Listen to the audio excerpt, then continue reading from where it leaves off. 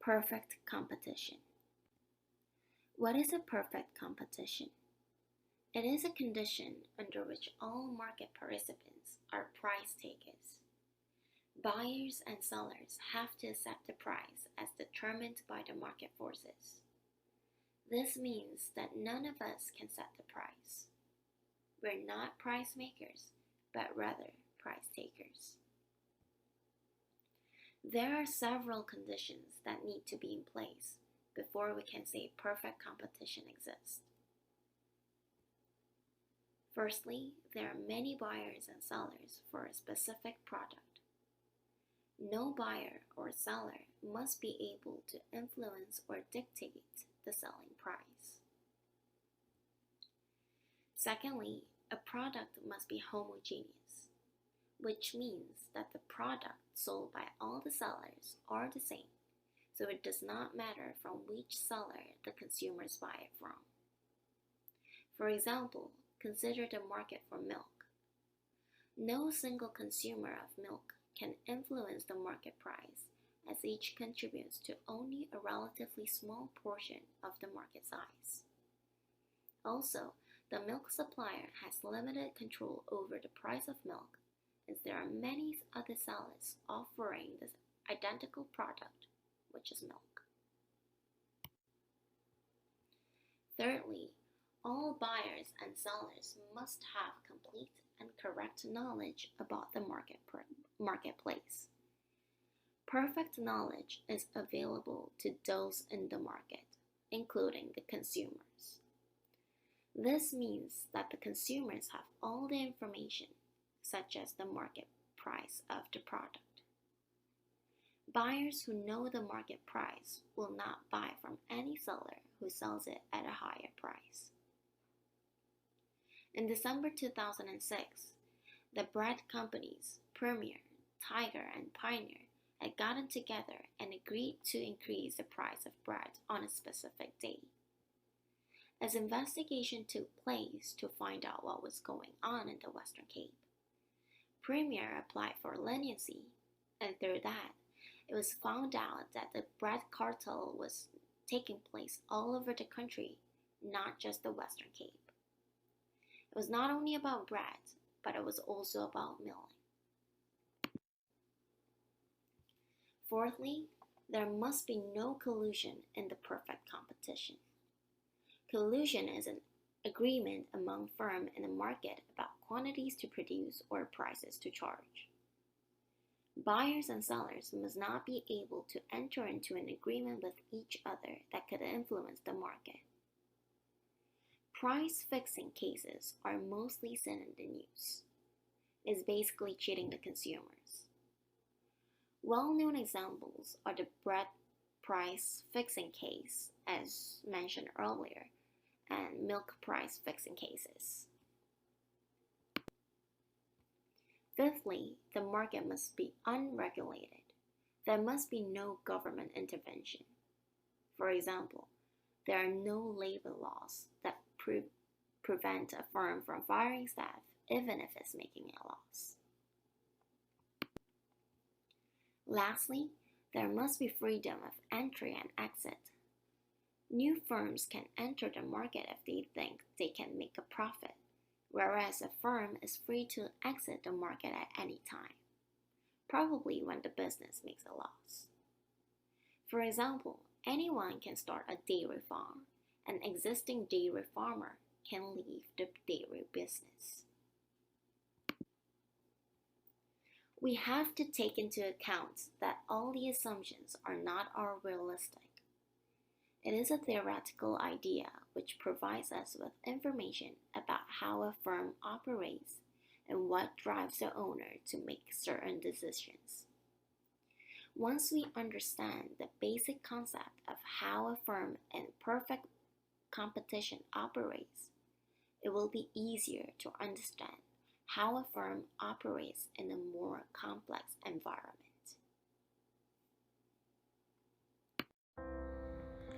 Try to construct a picture to illustrate perfect competition at work. If we assume there's perfect competition, we assume that the selling price has been determined by the market. As we saw earlier, the selling price would therefore be the equilibrium price determined by the intersection of the market demand and market supply curves. Looking at the demand curve for a single producer, their selling price is given to them, set at a certain level dictated by the market. The demand curve of and all other individual producers is shows a horizontal line. This is the selling price as determined by the market. So, and a perfect competition, the seller cannot sell its good at price higher than the market price and will not sell at a price lower than the market price. That's why the demand curve for each producer is a horizontal curve. State this situation according to this demand curve, the selling price of the product is 9 rand, and if the producer sell 1 unit, his revenue will be 9 rand, and if sell 100 units, his revenue will be 9 wrapped 200 units or 1800 rand, and so on. So, given this horizontal demand curve, each extra unit that the producer sell will add 9 more rand to the firm's total revenue. In other words, marginal revenue of the firm is 9 rand. Now, what's the firm average revenue? If the total revenue is 900, 900 divided by the 100 units sold in equals 9 rand. At total revenue of 1800 rand, the average revenue is 1800 divided by 200 units, which also equals 9 rand.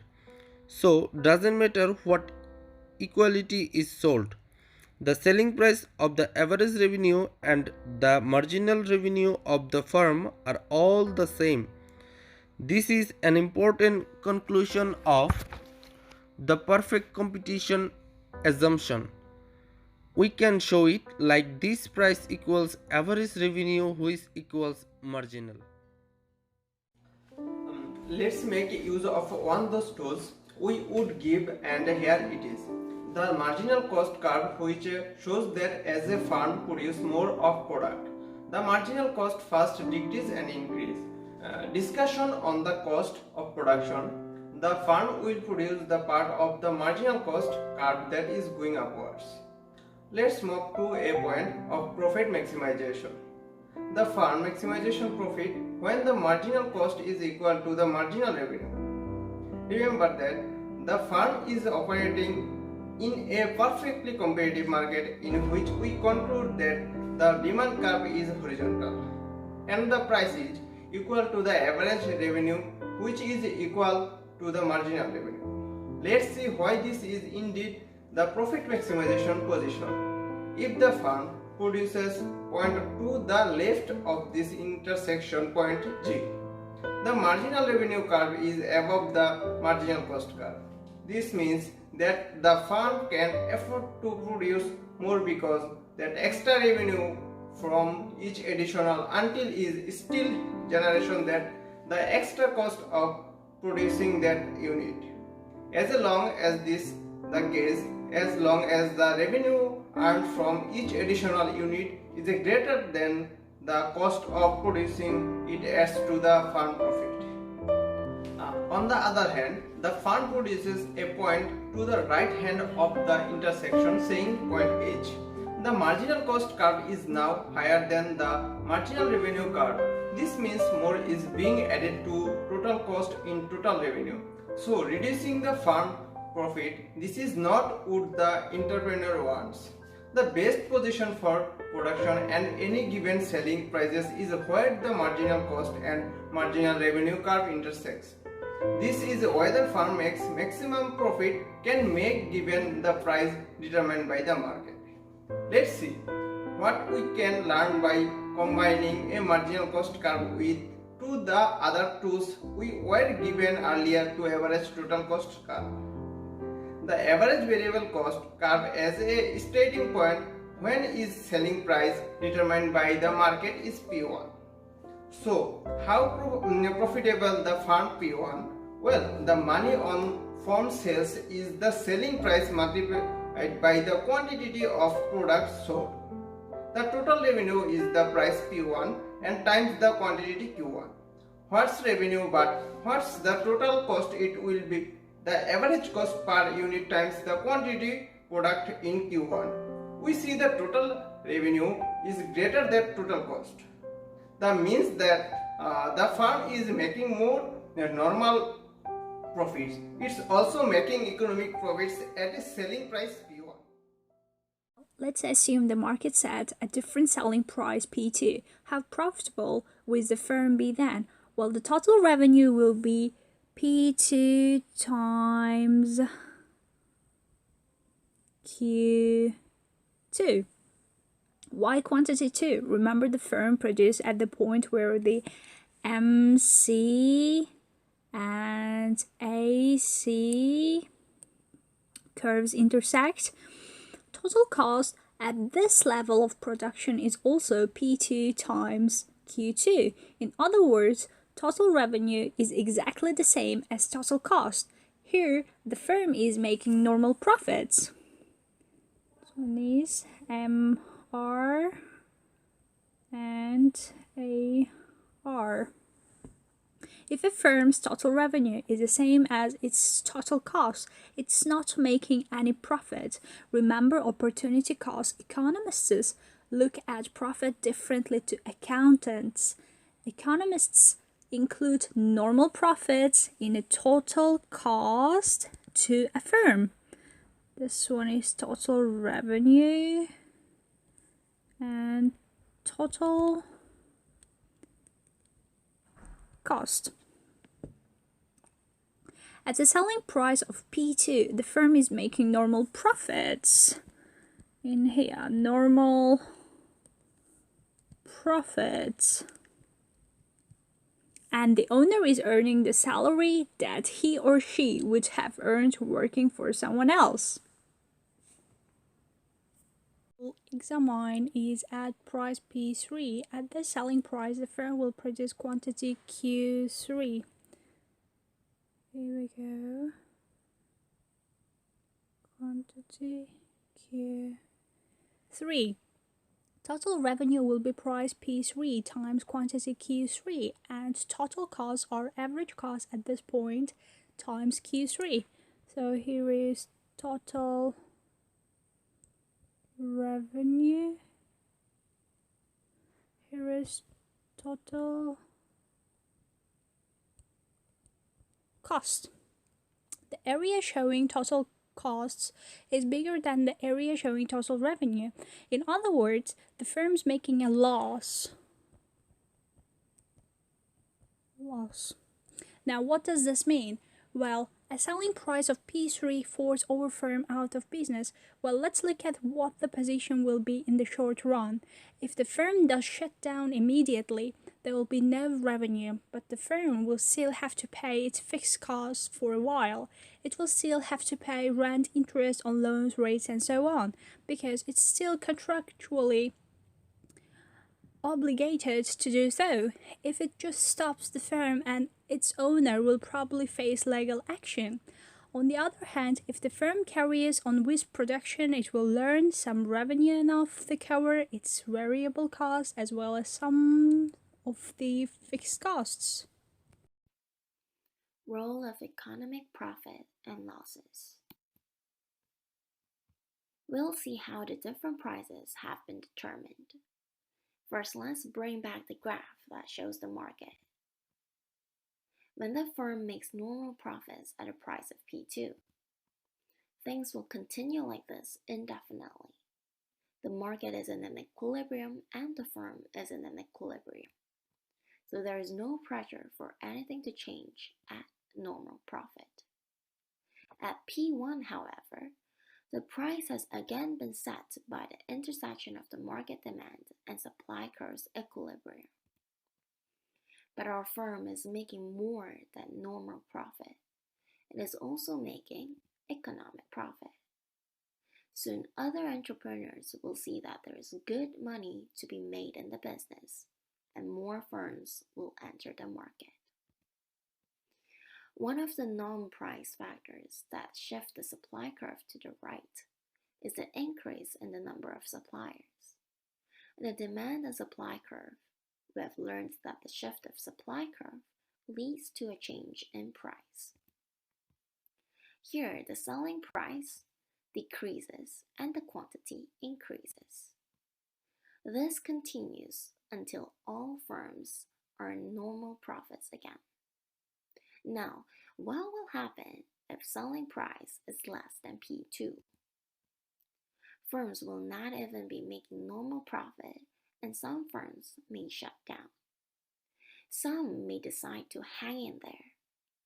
If some firms exit the market, supply will shrink and the supply curve will shift up and to the left, leading to an increase in price. The quantity sold will fall as well. This is how economic profits or losses can affect the market supply and determine the different prices. Close down point and marginal cost curve is the supply curve. What happens if the selling price determined by the market is P4? At this price, the firm will only produce Q4. The total revenue will be P4 times Q4. The total cost will be average cost times the quantity produced Q4. The total costs are far higher than the revenue. With such a big loss, the firm won't survive for long at this price. But even here, there is some good news. The firm is at least covering its variable costs. In the firm, as it is the labor cost, they can still pay salaries. If this firm stops production completely, it will still have to pay its fixed costs for a while, at least. So it may as well carry on production in Q4 in the hope that the selling price will increase again. If the selling price drops further, the firm will have to close down unless there is some miracle to save the firm. At any price below P4, the firm will not be earning enough revenue to cover the labor costs, let alone all the fixed costs. To conclude, if the selling price is less than the lowest point of average variable cost, the firm will stop production. People do not work for nothing. This is known as the close down point. Above this price, the firm will produce somewhere along the marginal cost curve. In other words, marginal cost curve is the supply curve of the firm. Block-Hamilton supply curve is that part of the marginal cost curve that lies above the average variable cost curve. It starts at point B, where average variable cost is at its minimum. This is the closed down point for Block-Hamilton. Closed down or startup point. Block-Hamilton will close down if the price falls below this to a point such as point A. Point D, however, Block-Hamilton earns a normal profit. Normal profit. This is where the average cost is equal to the marginal cost and total cost is equal to the total revenue.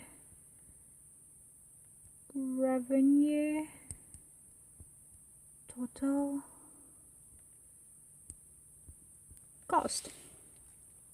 This is also the point where the average cost is at its minimum. Finally, at point A,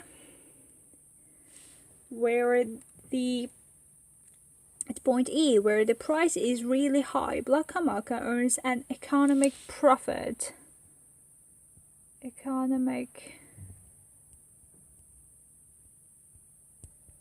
profit. Its total revenue is greater than its total costs. So now that we have a better idea of how a firm decides on its production levels, what else can we say about this? Well, we can say that the need to maximize profits ensures that a firm operates efficiently, and this means that on the perfect competition, firms will ensure the efficient allocation of resources. We have added a few more sayings to our toolbox. Perfect competition, illustrating the equilibrium position of the firm, the close down point of the firm, the supply curve of the firm, and the firms entering and exiting the market will cause a shift of the supply curve.